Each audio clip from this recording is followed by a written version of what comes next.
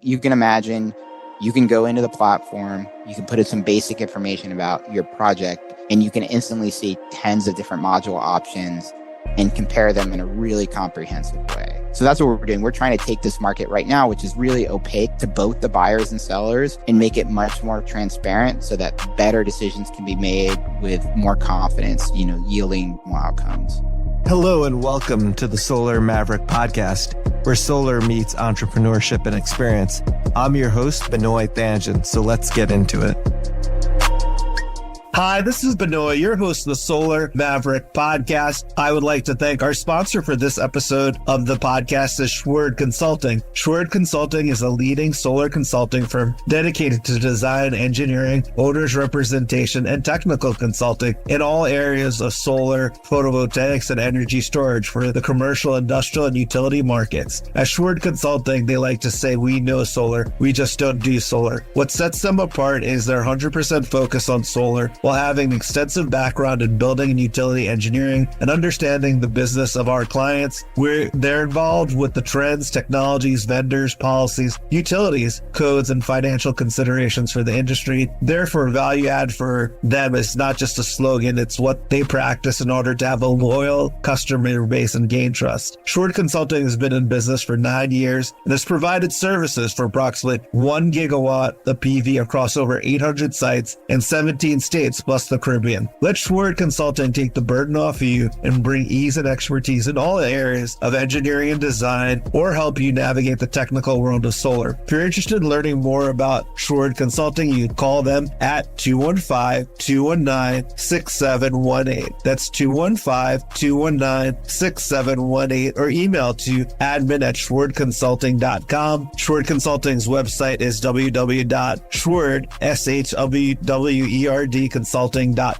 We'll also have that in the notes of the podcast. I've known Steve for 15 years. Him and his team does an amazing job with their clients, and I appreciate him supporting the podcast. And he's also been on several episodes of the Solar Maverick podcast, so definitely check it out through our catalog. And thank you for listening. Let's get into it. Hi, this is Benoy, your host of the Solar Maverick podcast. I'm excited on this episode to have Mike Hall. He's been in the solar industry for now over 2 decades, first as the CEO of Borrego, a leading EPC and O&M provider, and most recently, he launched Anza with his brother Aaron in 2022. If you're not familiar with Anza, Anza was created from the urgent need to accelerate and improve the solar and energy storage procurement, a financial linchpin in most projects that has been stuck in the dark ages.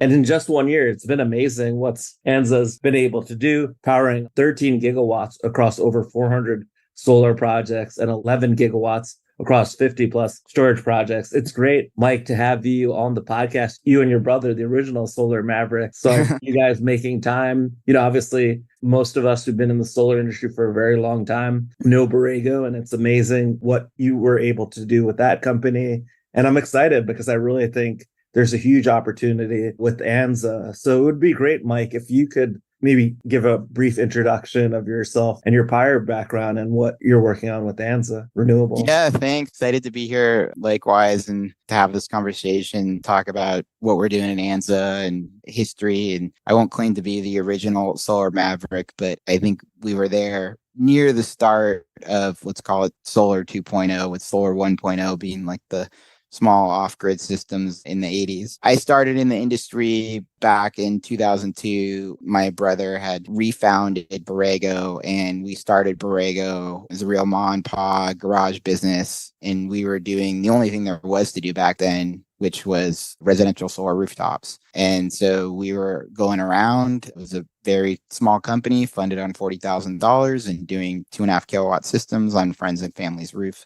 And we grew it from there. And the Borrego journey was a fun and exciting one. And we rolled the solar coaster, and I think probably helped build the solar coaster, frankly. We rode it up and down for a couple of decades, had more successes than failures, although, we had things that didn't work too. But over that time, we really did pretty much everything there is to do in downstream solar and storage. So we started in the installation and we eventually built a commercial utility scale EPC. We had a third party operation and maintenance business. And then we got into development, greenfield development of community solar and small utility scale projects. We started as a developer and an IPP, eventually just became a developer. And that business was very successful. And ultimately, we did a spin out and sale of that business. And now that's an independent company called New Leaf Energy. Right now, I left Borrego formally this year, although I'm still on the board to run another spin out we did, which is now an independent company called Anza. And yeah, like you said, Anza, we're entirely focused on helping mid and large scale IPPs, companies that are buying megawatts to tens of megawatts to hundreds of megawatts or megawatt hours of PV and energy storage get to more optimal procurement outcomes. We think there's optimal procurement outcomes means more project profits. It means less risk. It means better counterparties and contracts. And we just saw that there were tremendous issues with the way procurement was being done, and that we had learned a lot in our experiences at Borrego that we thought the entire market could benefit from. I mean, it's amazing what your platform is able to do and basically simplify the process for people who are making the purchasing decisions within the IPP and also give them a lot more range of options. Can you talk maybe give an example of what are the benefits of your customer by using your platform? Right. So we're a tool, a platform, and a service for procurement teams at IPPs. That's what we do. We're not a middleman. We're not a distributor. We exist to help procurement teams and IPPs get to better outcomes. And so there are a few things we do. Right now, you're a procurement team. You're trying to go out and you need to run a 100 megawatt procurement. You're trying to get the best deal. What do you do? Well, there are over 40 companies on the Bloomberg Tier 1 module list, and you're trying to cover as many of those as you can. But the only way to do it now is to pick up the phone or shoot an email to a contact you may or may not have. And if you're in that position, IPP, you know that process is painful and that exchange of information is slow and usually incomplete. And so what we do in our platform, and you can see this even in the free version that's available, is we've gone and done that for basically the entire market. So we have over 30 module companies that are plugging into the platform. And we have spent a tremendous amount of time and spent money and continue to invest in gathering data and maintaining data from those providers. So the module companies that participate in our platform represent over 90% of the US crystalline module supply. And from those suppliers, we get twice monthly product, price, and availability updates. And then we maintain a very comprehensive data set about their products, their company, and their counterparty contracts. And we make all of that data available to our customers and subscribers. So you can imagine, you can go into the platform, you can put in some basic information about your project, and you can instantly see tens of different module options and compare them in a really comprehensive way. So that's what we're doing. We're trying to take this market right now, which is really opaque to both the buyers and sellers, and make it much more transparent so that better decisions can be made with more confidence, yielding more outcomes. Yeah, that's amazing. And that's a great description of the platform. Simply, if people wanted to try the free version of the platform, how can they sign up? Yeah, they can just go to anzarenewables.com, and I think in the upper right of the site, there's a button, and you put in some basic information and you request a login. And if you're working for a company that's in the industry, that's in the development, or if you're a developer, an EPC, or an owner, then we'll give you a seat really quick and you go around and play with it. And you can get a lot of information right away through the platform. And then when you want to get to that next level, when you want to really dial in the options for your project, but also see that next level of data, that's where you're going to want to actually talk to us and explore what it's like to engage with us and be a subscriber and a partner, because there's a whole level of data that our customers get that you can't just get when you go into the app. Yeah, and we'll have that on the notes of the podcast, so it'll be easier for people to just click on the link. And that's great that you're offering a free service. so people can understand like the value and the benefits that the platform's offering before actually speaking to someone directly. Yeah. I was just going to say, like, one thing that you'll see when you go in there, if you just play around the app, is something that we're doing that is enabled by the technology investments we've made that we don't see anybody else doing, is we're allowing the customers to compare the products not just based on price, but actually based on total financial value. We've developed this metric called effective dollar per watt that allows buyers, procurement teams to compare. Yes, they compare on price, but we also show them what the lifetime differences are in energy production and what that means financially in today dollars. And then also we've developed, because we came out of an EPC business, we developed a really comprehensive EPC pricing engine so that you can compare the estimated cost to install for different products. And so we can bring together the price of the product, the differences in energy production, and the differences in expected EPC costs. And we wrap that all into this effective dollar per watt number. And we think this is potentially transformative for the industry. We hope the whole industry moves towards thinking about product choices, not just in terms of price, but in terms of total value, because that's one of the mistakes that we see companies making all the time. Yeah, that is to me, it's a great way of really comparing the EPC cost and then obviously production and wrapping everything together, right? Because once you take the different pieces together, it could be different costing and there could be a better configuration. I mean, I think that's a huge value into the industry. I know you were telling me about it in the pre-interview, and I was kind of blown away by that concept because I think you're adding a lot of value with the platform with having that there. I think you used an example too about like potentially like how much savings it could be for a project. And I remember it being like a very large amount. So I think it's game changing what you're doing with that, not just obviously the platform, but creating this calculation, which I feel like you're a lot more sophisticated with your EPC O&M background to be able to do that and offer that value to your customers. Yeah, that's what we're trying to do. And it is interesting to us. 6-7 years ago, we were doing the same thing for our own business. We were buying based on price. And around then, we started to realize that, especially as the module form factors started to get larger, and we started to see that there were significant differences in installation costs. Back then, it was mostly based on form factor. But we started to realize that we weren't seeing the whole picture when we just bought based on price. And so at Borrego, we started to develop these tools to compare these products holistically, including energy production differences and EPC costs. And so these tools that we have at Anza,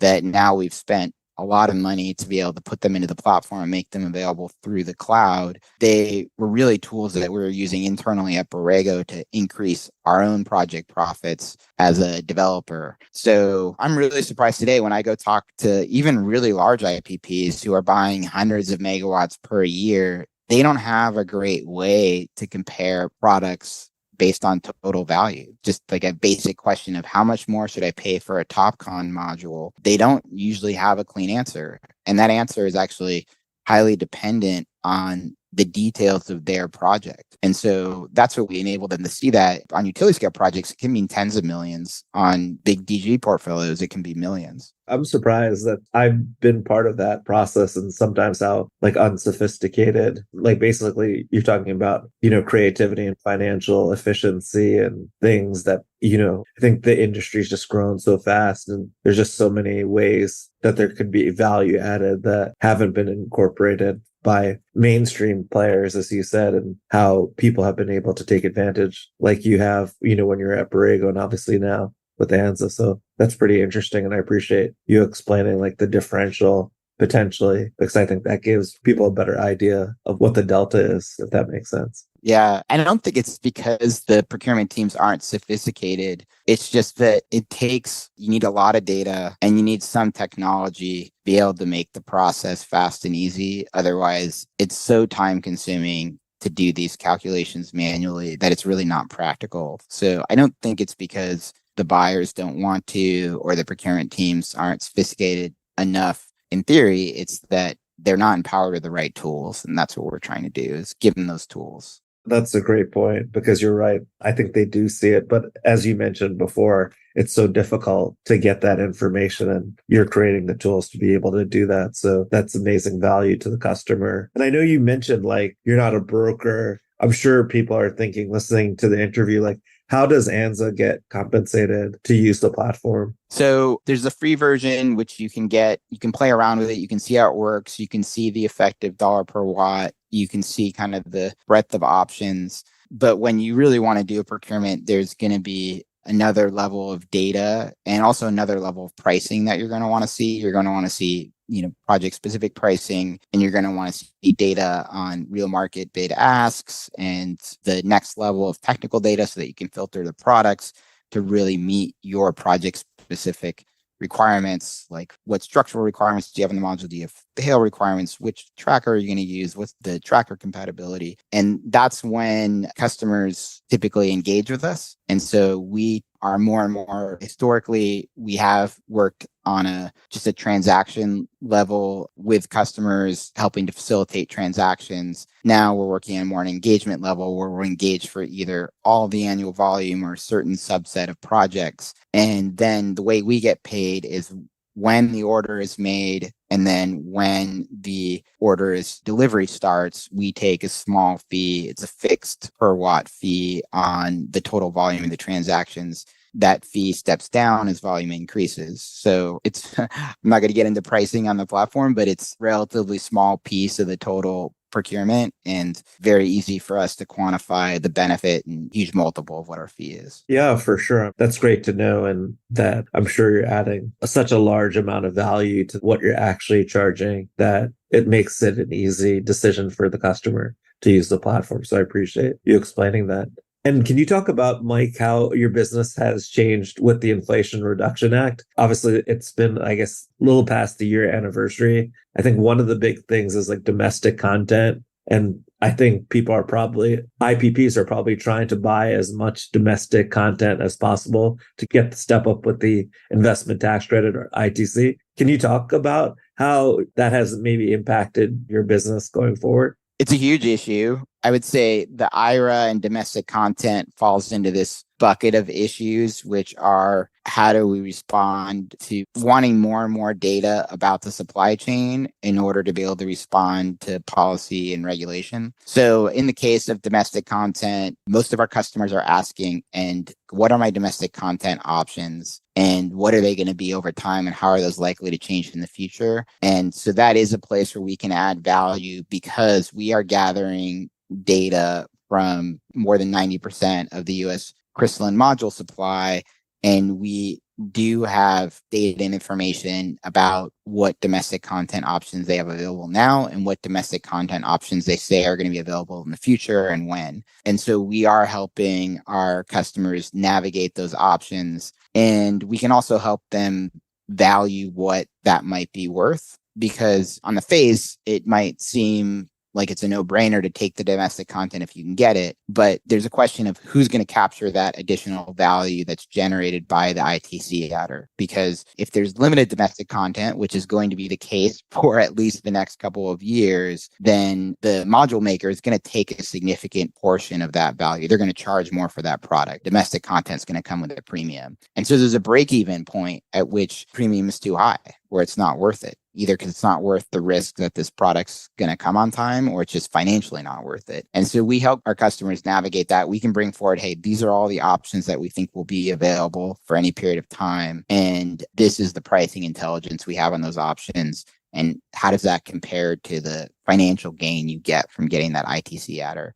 I mean, I think just broad brushstrokes, there's very limited domestic content available right now in the market that's going to qualify for the ITC adder. There's more coming in 25, but we still don't see sufficient domestic content on track even for 2025 to meet the demand in the market. And because of that, we do think that most of the value premium will accrue to the module makers, the OEMs, and not to the customers. That doesn't mean there can't be value there for the customers, but we don't see even in 2025 customers able to capture the full value of that ITC adder. Yeah, that's interesting insight. And, that leads to another question is like, how far normally are you able to help your customers make procurement decisions? Because everything, as you talked about earlier, the solar coaster, right? Everyone wants to lock in prices as far as possible. And obviously there's a risk to that. Then there's also could be a premium related to that. And I'm sure, that's something that you've dealt with your Right.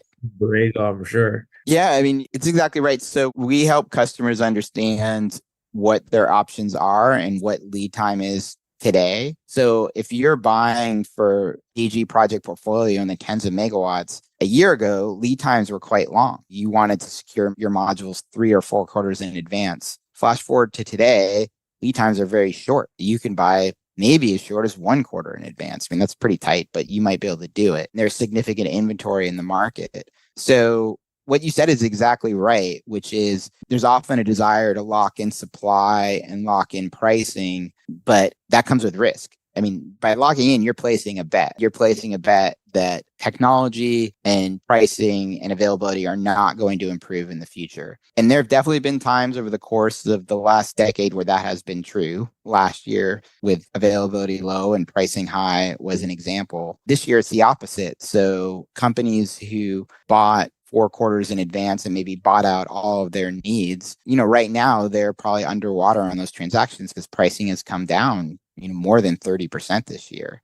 So, and TopCon is widely available, whereas if you purchased a year ago, you were most likely purchasing mono perk. So customers have to decide on what their risk profile is and what bets they want to make, and we can only advise them on the options. But I generally do try and counsel the large customers away from doing really large long-term procurements for multiple projects, because it's such a big bet against pricing coming down and technology getting better.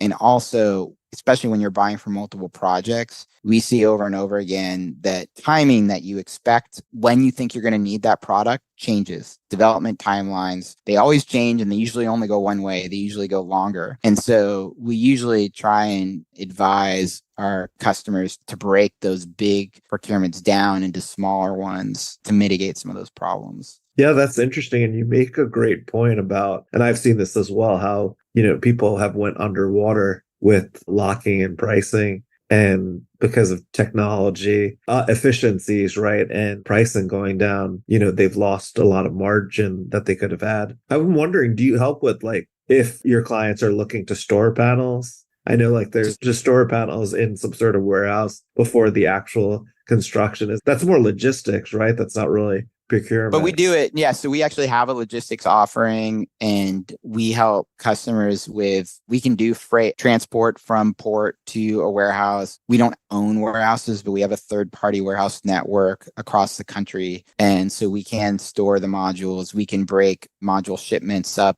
into smaller chunks and ship to multiple locations. And we can manage all that for the customer, from sourcing the freight to expediting the freight to storing the modules, and become pretty good at it because we're managing deliveries from so many different vendors for so many different customers that for many customers, they might choose to have us do some of the scope that they would either do themselves or that the module company would do. That's interesting. I think that's great for customers or potential customers to know as well, because it's a lot easier to work with the same company on the procurement and logistics than going through two separate companies. So that's great to know. It sounds like you don't go through distributors. You're going directly through the manufacturers, right? Yeah, we're going directly to the manufacturers. We're not working with distributors at all. We're generally not competing with distributors either, because usually our customers are larger scale than the distributors are serving. And once you get over 10, 15 megawatts, we're also not standing between the customer and the OEM, the module vendor on the contract side. We're helping put the customer in direct contract with the vendor. We're a technology, we're a data, and we're a service to help the customer get to the best product, the best counterparty, and the best contract terms. But we don't stand in between. We don't need to do that. That's great. And that's a huge value. And that's as well, having the contract terms there, having all that information will help quicken the decision process between both parties, and then you allowing them to work directly with each other, I think, as well. That kind of standing in between, I think, makes transactions go faster. So that's great that you're doing that. I think for procurement teams, I try and tell them, imagine if instead of doing it the old way, before you even down select to a short list, you could see what every company in the market was offering in terms of upfront deposits and how they were doing serial defects and how they were allocating risk on trade and detainment, and how differences in warranty terms. If you could see all that information before you even had to shortlist, how powerful would that be? That's what we do, is we bring that all up front in a structured way so that you can do a much more detailed compare and contrast before you start investing tens of hours and tens of thousands of dollars in legal and a contract negotiation. You can understand like what's best in market, what's middle of the market, and what's lagging market on all these really critical contract issues. Yeah, that's a huge value to the customers. And then you're simplifying the process than what it was done before. So that's great to hear. And going to something that we talked about in the pre-interview, everyone's also focused on traceability. Specifically, you can't get raw materials from the Uyghur area in China, and people are concerned about like what happens at the port and what will customs look for traceability. Can you talk about how your platform's handling like traceability? I know that's like a very big concern with customers making buying decisions. So what we can do with our data is we can generally with UFLPA or forced labor risk, what we've done is we have established an objective 3-tier risk categorization. So we move the manufacturers into one of 3 tiers based on where their polysilicon is coming from, based on past attainments, based on what traceability they're willing to sign up for in their contracts. And so we can share with our customers where different module vendors and products are in those 3 tiers, and then also the underlying data that got them there. So that's what we do.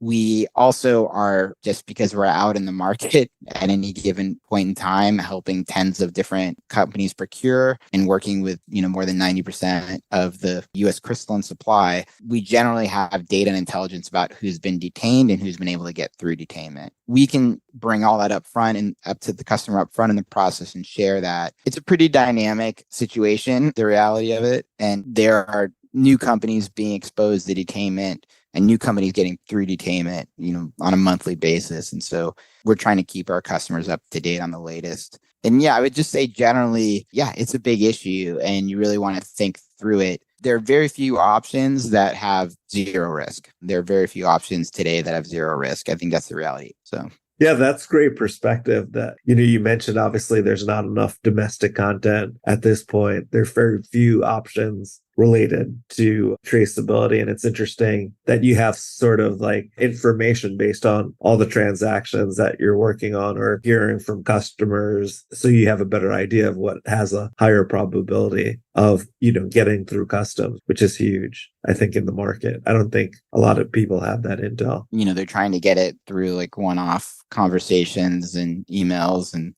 I heard this rumor and innuendo and all that other stuff. Yeah, we're trying to, as much as possible, bring objectivity to it, but it's a challenge for sure. Oh, I'm sure. I can't even imagine how challenging that is. And I thought it was interesting too, that you've done 50 plus energy storage projects on the platform. Can you talk about maybe trends that you're seeing in energy storage based on obviously advising your customers on, purchase of energy storage, and potentially too, I'm curious, like what technologies, obviously everyone knows lithium ion as, the most, I guess, commercial or financeable technology. But I'm curious to see too, if you've seen other technologies outside of that. And then are you seeing mostly utility scale storage, standalone, or solar plus storage? I know obviously with the IRA and standalone storage being part of the ITC that you're probably going to change than just solar plus storage and behind the meter commercial, industrial, and residential. But I know that's like a lot of different questions that I asked. Right. Yeah. No, just let's talk about storage. So I guess the biggest thing that's changed in storage over the last year is pricing has come down and availability has gone up. So it's similar trend to what we've seen on the solar side in that area. You asked about technology. We've looked at different technologies, but every single one of our customers and every single project that we're working on is still, maybe with one exception, is focused on lithium ion. It is still the dominant technology. So that really hasn't changed. And I don't have data on it, but my feeling is only that it's become more dominant and more entrenched as opposed to the opposite. We see more variation both in architecture and vendors who are trying to sell into the market. There's more and more providers. On the architecture side, go back a few years, we saw almost all the projects using fully integrated, AC block, from somebody like Tesla or Fluence or Wärtsilä. And now there are more companies providing AC blocks. We see that a lot of the solar providers have gotten in there and grabbed some market share. But we also have some of the the storage cell and module makers introducing products into the market, typically a DC block product, where with some help, and this is one of the things that we help customers do, customers can really cost effectively do self-integration and have an alternative to, the fully integrated product. So there's positive and negatives of those different architectures. And that's one of the things we help our customers navigate is, do you want to get like a much more complete turnkey experience from one of these providers, or are you willing to do more like what you do on the solar side, which is buy a few pieces and bring them together? So those are some of the things we're seeing. A lot of the things that we work on for customers. We do similar to the solar side. A lot of what we do in storage is aggregating data on product price and availability, and then technical diligence data, which is a bigger lift on the storage side. The technical diligence of the storage product, it's a more complicated product than the solar module, and you have much bigger safety concerns than you do on the solar module side. So that's a lot of what we're doing is pre-diligencing the products, bringing that data to the front of the procurement process for our customers. Yeah, that's really helpful to understand. And do you think you'll keep seeing over the next 2 to 3 years the cost of lithium ion batteries continuing to decrease like we've seen in solar and the capacity increasing over time? The second one's easier. The capacity is definitely going to increase. And we're also going to start to get some domestic capacity too. I still think like solar, there won't be enough for at least the next few years, but we'll start to see some. And there's a tax credit adder for that. I don't like to forecast pricing because I think forecasts are always wrong. But I guess just intuitively, it feels like given how volume are exploding, that prices would continue to come down. Manufacturing, learning economies of scale. I have much less intuition about the commodities, lithium carbide pricing, and where that's going to go. It's kind of outside of my area of expertise, but just broadly, just seeing this explosion in capacity, more driven by EVs than stationary, although stationary's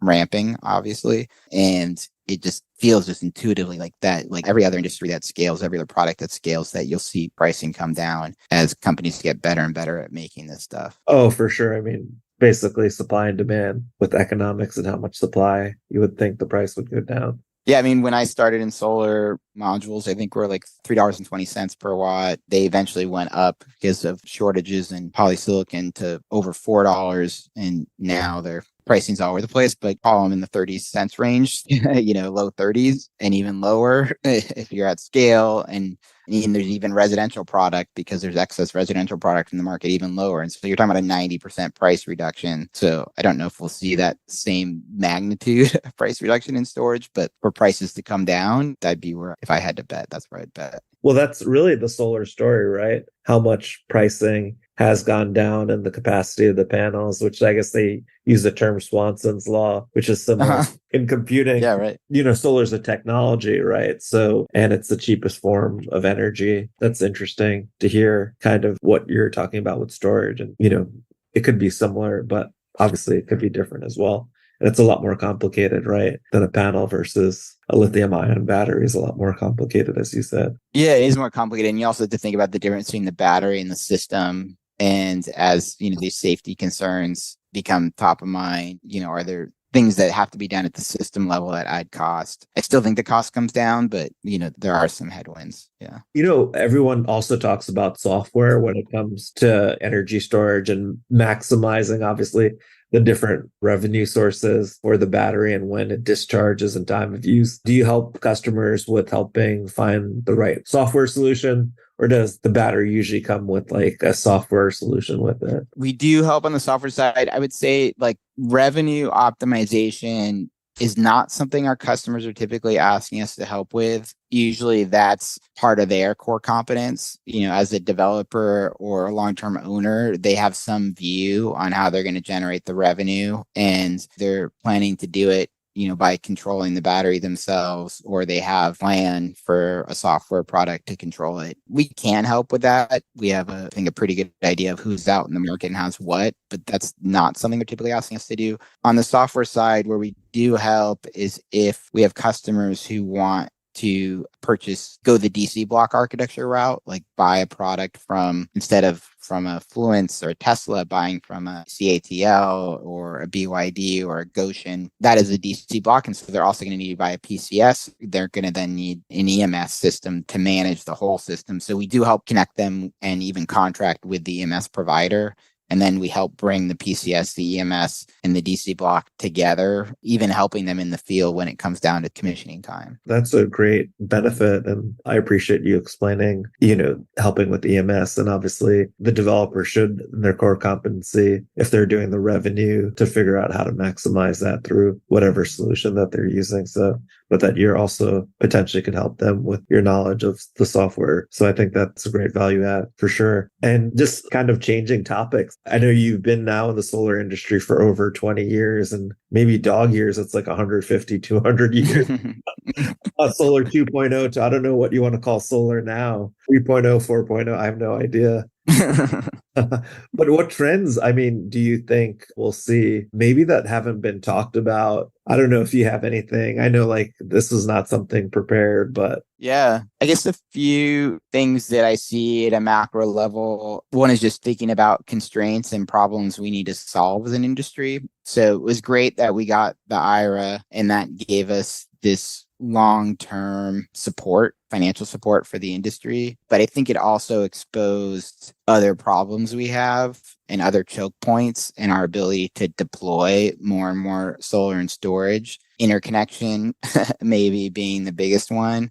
It's, I think, as an industry in collaboration with the regulators, both the federal regulators and the ISOs and the utilities and potentially policymakers, we need to do more to solve that problem. I think there are legacy issues and issues with the utility construct that's making that process more painful and longer than it needs to be. And that actually is, as much as anything else, throttling our ability to deploy more and more renewable energy. So that's a big issue. It's also exposed other supply chain issues that aren't modules and batteries. If you talk to utility scale IPPs now, they're probably a lot more worried about switchgear than they are about their modules, because switchgear timelines are over a year. So those are some issues. I think trends, we are going to see a lot more domestic manufacturing, domestic content. It's going to take a little while. And I think that the rapid price declines we've had over the last year, and also much higher interest rates, probably aren't helping.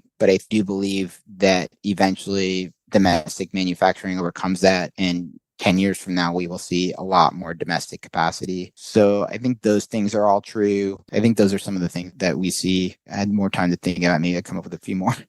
Those are great insights, and I think it's very helpful to our audience. The Solar Maverick podcast is about solar and entrepreneurship. It would be great if you could provide any advice of starting a company. Now it seems like this is the third company, or it could be more, right? I'm thinking about the EPC, O&M, and then obviously supply chain. What advice would you have for someone who's an entrepreneur or wanting to start a business within the solar industry? Right. Yeah. Lots of advice. How do you get it all into a 30-second soundbite? Yeah. Saying one, because probably talk in hours about this topic. Yeah. I think for one is definitely do your homework. I'd try and understand the space and the niche and the part of the industry that you're trying to build a business in.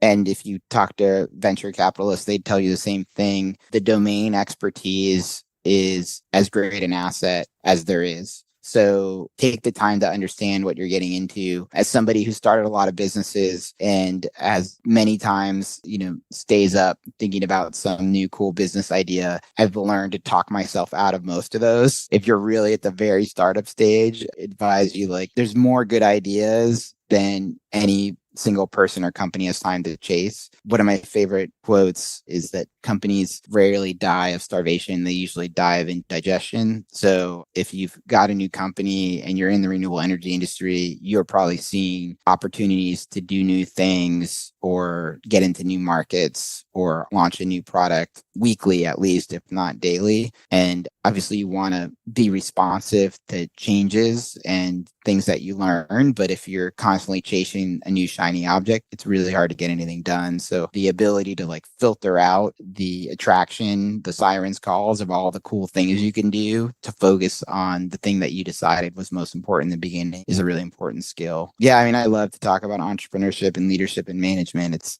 something that I've really enjoyed studying since I got into business. But yeah, those are some of the things I think solar entrepreneurs should think about. That's great advice. And I appreciate you imparting your wisdom from many years of experience. This has been an amazing interview, Mike. I appreciate you making time on the Solar Maverick podcast. If our audience, who we call Mavericks, learning more about Anza Renewables or yourself, what's the best way for them to do that? Yeah, so I mean, anzarenewables.com is the website. You can connect with me over LinkedIn. You can get in touch with our team through the website, and you can definitely get a login to the app through the website. So it's pretty easy to get a hold of us electronically. You know, I'm frequently on LinkedIn, and so if there's something specific you want to connect about, feel free to reach out. That sounds great, Mike. I appreciate you making the time. We'll have that on the notes of the podcast. And this has been an amazing interview. And I think our listeners will learn a lot. And congrats on Anza. And I'm excited to see what happens with the future, because I think you're really adding true value to the industry and innovating the procurement process going forward. So thank you. Yeah, thank you so much. This is fun.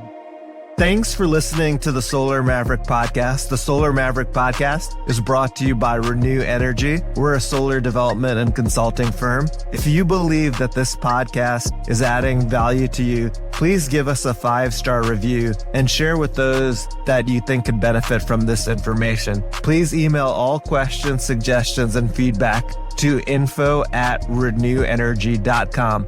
That's info@reneuenergy.com. The Solar Maverick Podcast is produced by Podcast Laundry and executive produced by Benoy Thanjan and Kevin Y. Brown.